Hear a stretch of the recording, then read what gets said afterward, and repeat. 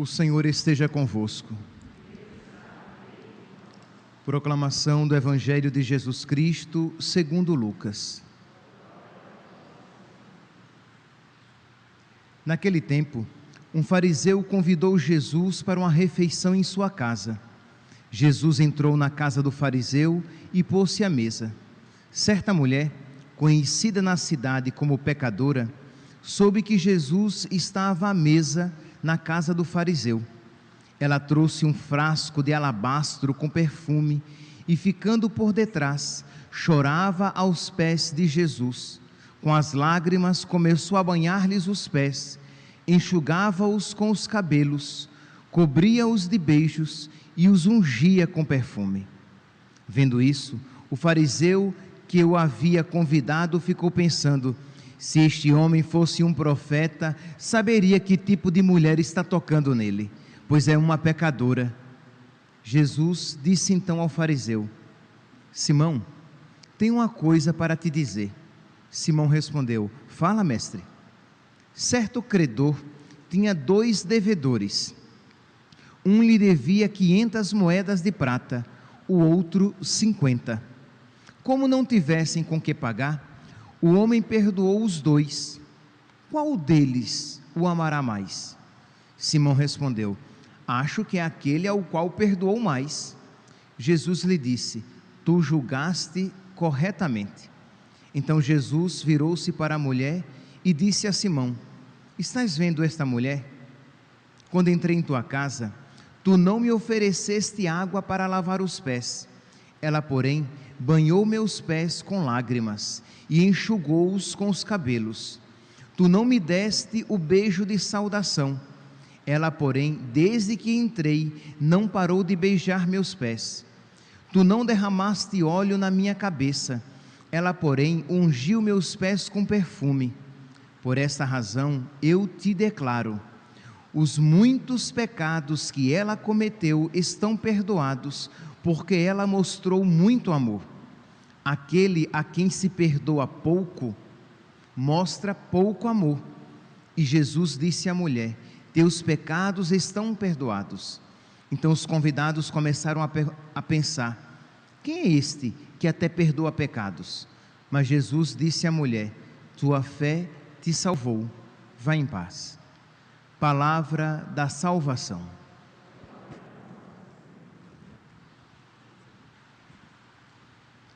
Caríssimos irmãos e irmãs, temos a alegria de hoje celebrar a memória de São Roberto Bellarmino, bispo, cardeal, doutor da Igreja.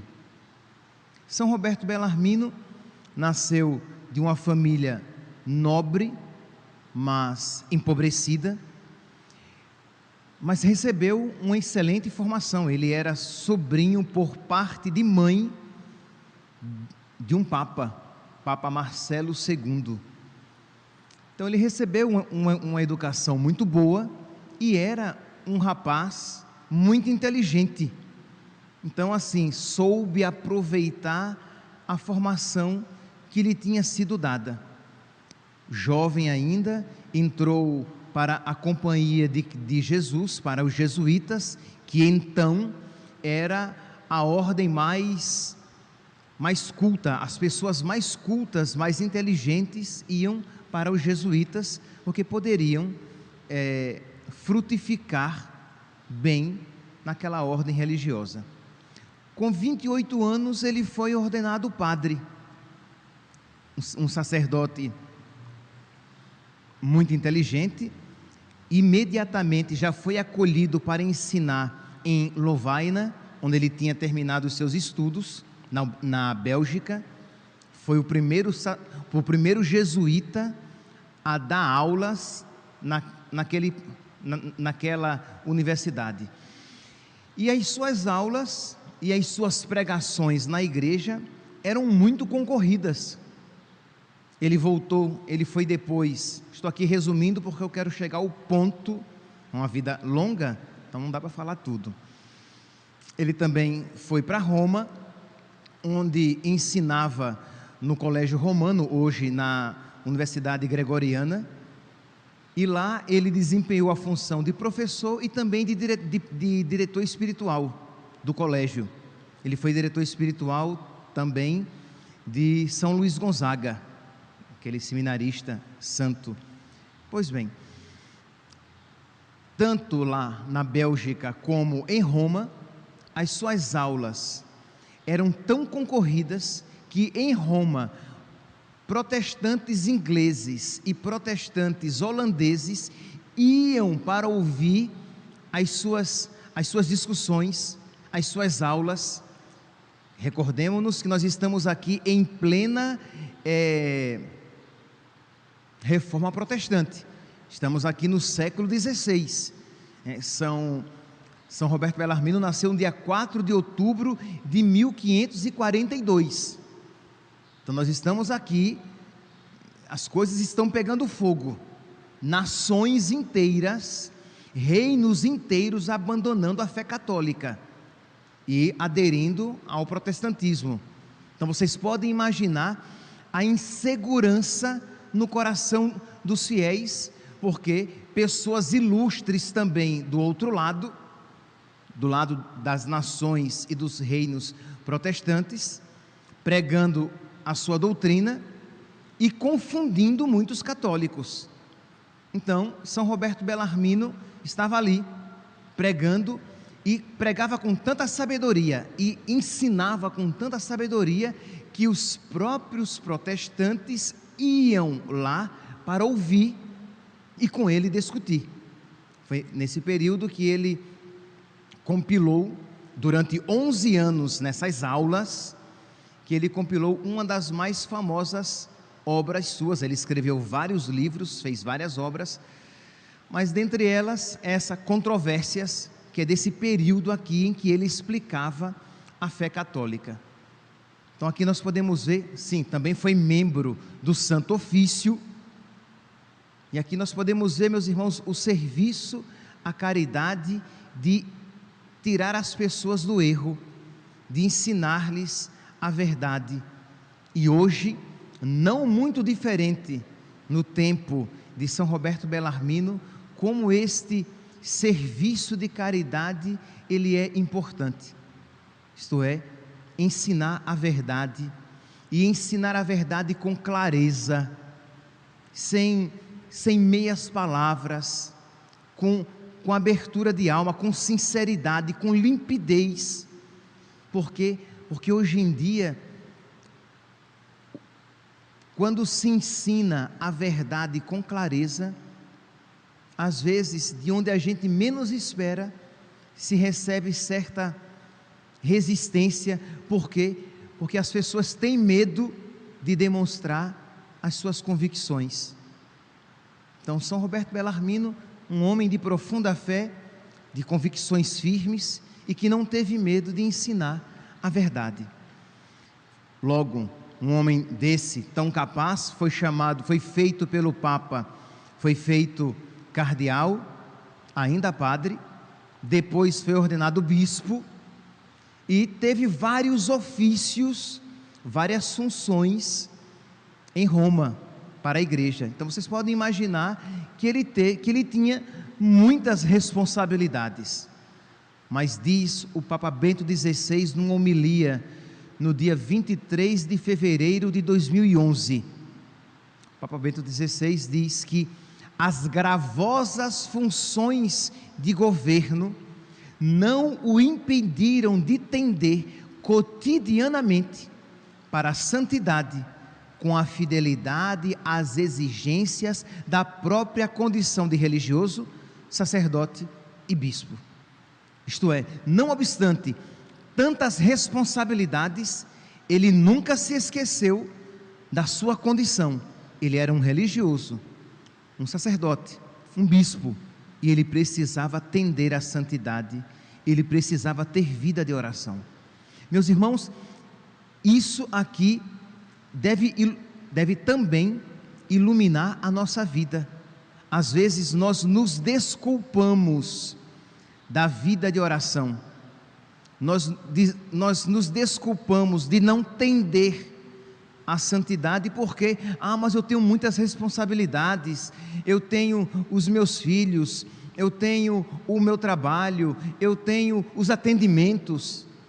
Mas todos nós, meus santos, temos as nossas responsabilidades, mas nós precisamos, mesmo em meio às nossas muitas responsabilidades, saber que existe algo principal, primordial, sem o qual nada mais vale a pena: tender para a santidade. E não há como ser santo sem ter vida de oração. Então aqui, meu santinho, você que trabalha, você que tem as suas responsabilidades na família, com seus filhos, você que tem as suas responsabilidades pastorais, mas nada disso deve nos afastar da nossa vida de oração, da nossa busca de santidade, senão nada disso nos valerá. Você, se não tiver vida de oração, será um pai e uma mãe imprestáveis. Sim, imprestáveis, porque no máximo o que você vai conseguir é dar a eles aquilo que a traça corrói e a ferrugem destrói. No máximo você conseguirá dar a eles aquilo que passa, e não o que permanece para a eternidade. Segundo, se você é um bom profissional, você se dedica muito bem ao seu trabalho, mas se você não tende para a santidade, se você não tem vida de oração, aquele trabalho de nada lhe valerá, porque depois que você morrer, de que lhe adiantará ter sido um bom profissional, se aquilo não o ajudará em si, não o ajudará em nada para a sua salvação. Eu não estou dizendo de maneira nenhuma que você deva ser um mau profissional, que você não deva se empenhar pela subsistência dos seus filhos. Eu estou dizendo que, não obstante tudo isso, quem deve estar em primeiro lugar na sua vida é Deus, a busca da glória de Deus e da sua salvação eterna. Padre, mas como fazer? É por isso, meus santos, que nós precisamos primeiro rezar, pedindo a Deus a graça de rezar. A gente já começa rezando, pedindo a Deus a graça de rezar direito.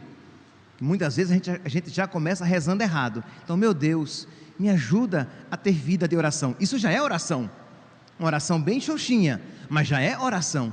Meu Deus, me ensina a rezar, e a rezar de verdade.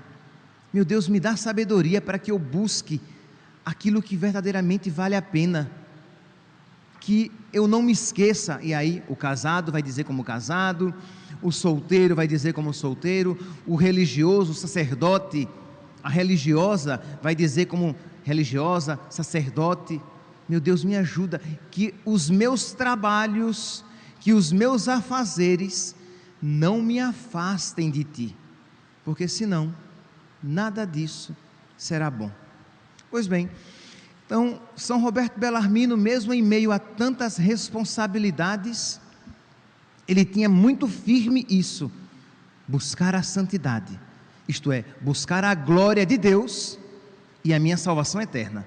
Se nós quiséssemos aqui resumir santidade, é isso: buscar a glória de Deus, isto é, aquilo que agrada a Deus, aquilo que alegra a Deus, aquilo que compraz o coração de Deus e aquilo que concorre para a minha salvação. Então isso é ser santo: buscar a glória de Deus e buscar a minha salvação eterna, amar a Deus e consequentemente eu alcançarei a minha salvação. Então isso sempre esteve presente no coração deste santo sacerdote, e inclusive nos seus escritos e nas suas homilias.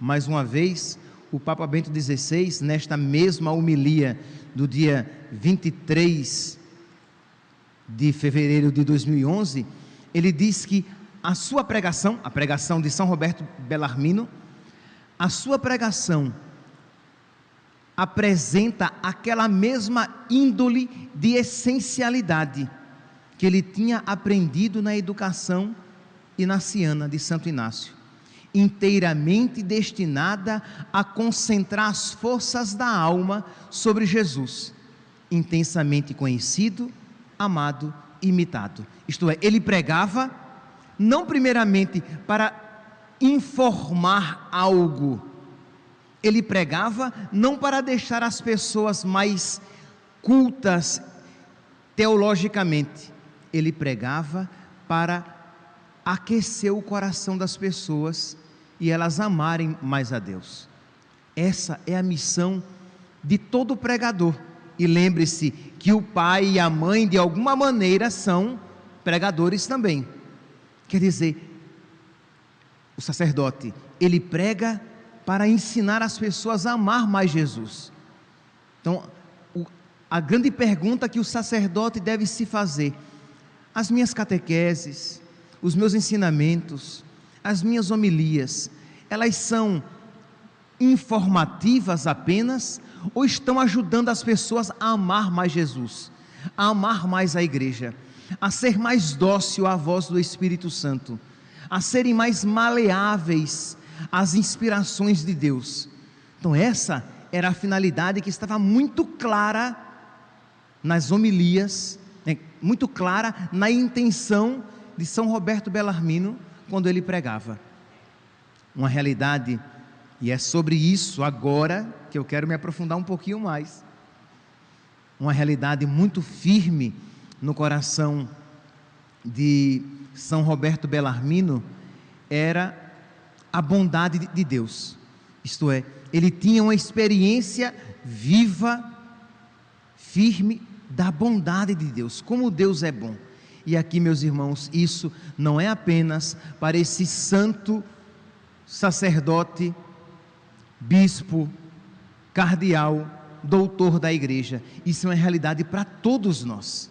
Se nós não tivermos uma experiência da bondade de Deus, e nós precisamos pedir a Deus que nos ensine a crer na sua bondade, a experimentar de uma maneira nova a sua bondade, porque no coração de cada crente existe um gnóstico, existe vou usar uma outra expressão, existe um ser que diz: mas será mesmo que Deus é tão bom assim?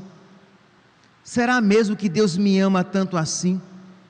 Será mesmo que Deus cuida da minha vida assim? No coração de cada homem existe isso. Em uns, essa voz é mais eloquente e tentadora, em outros está mais adormecida. Mas se nós não tivermos cuidado, isso toma conta do nosso coração. Então era muito forte no coração de São Roberto Bellarmino que Deus é bom, Deus é amor, Deus cuida de mim. Logo, se Deus é bom, eu não devo ter medo de Deus. Se Deus é bom, eu não devo ter medo de abraçar a sua vontade. Se Deus é bom, eu não devo ter medo de seguir por onde Ele me indica. Se Ele diz: olha meu filho, vai por aqui, deixa esse caminho. Aí você diz: não, mas esse caminho não é mau, esse caminho não é pecado. Confie em quem está dizendo. Ele ama você mais do que você a você mesmo. Ele quer o seu bem mais do que você o deseja. Ele é bom. Siga por onde Ele está indicando, mesmo que aos seus olhos aquele caminho indicado se lhe apresente mais difícil, mais doloroso. Mas a bondade de Deus é infinita. Há um escrito que está na liturgia das horas, depois eu posso mandar nos grupos. É um escrito muito bonito, vale a pena meditar sobre ele no dia de hoje, em que São Roberto Bellarmino ele medita sobre isso. Ele diz assim: ó Senhor, suave e manso e de grande misericórdia, está citando o Salmo 85, quem não te servirá de todo o coração, se provar um pouco que seja a doçura do teu domínio eterno? Eu vou repetir, ele diz: Senhor, quem não te servirá de todo o coração, se experimentar um pouco da tua doçura, da doçura do teu domínio? Isto é, se nós não servimos a Deus de todo o coração, se nós temos medo de Deus, se nós ainda resistimos diante da vontade de Deus, é porque nós ainda não provamos a doçura de Deus. E ele diz: provando nem que seja um pouco, porque provai e vede como o Senhor é bom. Feliz de quem nele encontra o seu refúgio, feliz de quem faz a sua vontade. E ele continua, sempre citando, ele é muito rico nas citações evangélicas, e ele continua: e o que ordenas, Senhor, aos teus servos? Tomai meu jugo sobre vós. E como é o teu jugo? Meu jugo é suave e o meu peso é leve. E ele diz então: quem não carregará contente o jugo que não oprime, mas suaviza, o peso que não esmaga, mas refaz? E o Senhor acrescenta: e encontrarás repouso para as vossas almas. Aí você diz: padre, mas eu não experimento isso. O jugo do Senhor parece pesado, o fardo do Senhor parece opressor, e eu não encontro repouso para a minha alma. É porque você, meu santo, ainda não conhece a Deus. Você ainda não provou de verdade Deus, de modo que você olha para o Evangelho sempre com os olhos carnais. Então, quando Deus pede que você renuncie a algo, aí você, porque olha simplesmente com os olhos da carne, aí você sofre. Mas se você diz: nossa, Deus está dizendo isso para mim, porque é o melhor para mim, é para minha salvação. Então, Senhor, quem não fará a tua vontade e fará alegremente? O teu jugo é suave, o teu peso é leve, e aquele que faz a tua vontade encontrará repouso para a própria alma. Então nós precisamos, meus santos, aprender a olhar para Deus, olhar para Jesus e ouvir os seus mandamentos a partir do Espírito, como os santos fizeram. Por isso que os santos se alegravam, inclusive com a cruz. Por isso que os santos diziam, cito aqui apenas Santo Agostinho de Hipona: quem ama não sofre, porque se ele sofre, ele ama até o próprio sofrimento, porque ele sabe que aquele sofrimento, se foi dado por Deus, me fará mais, está angariando a minha salvação eterna, está me preparando para felicidades maiores. E aí você diz: nossa, como Deus é bom, Deus não quer me perder. Agora, se eu olho sempre carnalmente, aí é claro, eu vou dizer que o jugo de Deus é pesado, que o seu fardo é opressor, que a sua vontade é castradora, que ele se mete demais na minha vida, quando na verdade ele se ocupa demais de mim, porque me ama. Ele cuida demais de mim, porque ele me quer, porque ele não quer me perder. Lembra daquela frase que eu gosto de repetir: nosso Deus é o Deus da paz, que não nos deixa em paz. Então ele fica cutucando o nosso coração, não para nos tirar a paz de Deus, mas para nos tirar a paz de cemitério, a ilusão de que nós estamos bem. Então ele vai e nos acorda, e diz: acorda, tu que dormes, vem para a luz, sai das trevas. Então é cuidado de Deus. Então é isso que São Roberto Bellarmino está dizendo de uma maneira tão bonita. E aí ele continua, estou aqui resumindo, depois eu vou mandar o texto inteiro, e vocês leiam o texto inteiro, que não é tão grande assim, né? Ele diz que isso Deus faz porque Ele preparou uma coroa da vida para aqueles que o amam. Ele tem uma grande recompensa. Está aqui citando Tiago, capítulo 1, versículo 12. Isso Deus faz porque Ele tem uma grande recompensa. E aí ele cita também São Paulo: recompensa que os olhos não viram, os ouvidos não ouviram, e o coração humano nem sequer imaginou, mas que Deus preparou para aqueles que o amam. Por isso que Ele nos chama para amá-lo, por isso que Ele quer nos dar a sua sabedoria. Então nós precisamos pedir a Deus a sabedoria do alto, a luz do alto, não a luz natural. A luz natural não nos dará essa sabedoria, é a luz do alto, a luz de Deus, a luz que foi abundante no coração dos santos, de um modo particular no coração de São Roberto Bellarmino, de modo que dizia: quem não fará toda a vontade de Deus, se experimentar um pouquinho que seja da bondade dEle aqui na terra? E isso é para nós. O Senhor não quer que nós façamos a sua vontade a contragosto, como escravos. eu vos chamo, já não vos chamo mais servos, eu vos chamo amigos. Então nós precisamos conhecer o Senhor, de modo que, para terminar, nós podemos dizer, assim como São Roberto Bellarmino, de modo que, por conseguinte, se és sensato, isto é, se tens sabedoria, entende que foste criado para a glória de Deus e para a salvação eterna. Esta é a finalidade da tua vida. De modo que, se esta é a finalidade da tua vida, se essa é a tua felicidade, se esse é o teu bem, então, o que é o melhor para ti? Deus que me criou sabe. O que é o melhor para ti? O melhor para ti é buscar a glória de Deus e a tua salvação eterna. Se isso é verdade, e é verdade, tem por verdadeiro bem aquilo que te leva ao teu fim, isto é, tem como verdadeiro bem isto que leva para esta finalidade.